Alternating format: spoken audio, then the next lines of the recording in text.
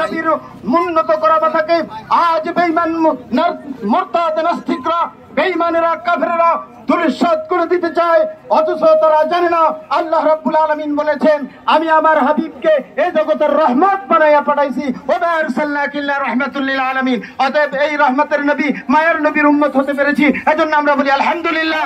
আজকে নবীর সাথে গোস্তাকি করেছে তাদের বিরুদ্ধে আমরা আসতে পেরেছি, এজন্য আবার বলি আলহামদুলিল্লাহ। আলহামদুলিল্লাহ। এখনই মুনাজাত হবে, সকলে একবার আলহামদুলিল্লাহ সূরা 3 বার কুল আল্লাহ সূরা পাঠ করেন। একটা ঘোষণা থাকবে, সকল ইমাম সাহেবগণ আমার সাথে দেখা না করে যাবেন না, আপনাদের সাথে আমার কিছু আলোচনা রয়েছে। ইমাম সাহেবগণ আমার সাথে পরবর্তী পর্যায়ে দেখা করবেন, এখনই মুনাজাতের পরপরই। আসসালামু আলাইকুম। আর অনেকের কাছে আন্তরিকভাবে দুঃখ প্রকাশ করছি, অনেক আলেম আসছেন, আপনাদেরকে সুযোগ করে দিতে পারি না, সেজন্য আপনাদের কাছে ক্ষমা চেয়ে নিচ্ছি। ইনশাআল্লাহ আমরা নবীর মোহাম্মতে এসেছি, এখানে বক্তব্য বড় বিষয় না, ঠিক কিনা? ইনশাআল্লাহ আমরা এই বিচারের শেষ পর্যন্ত আমরা একসাথে মাঠে থাকবো কিনা? ইনশাআল্লাহ থাকবো।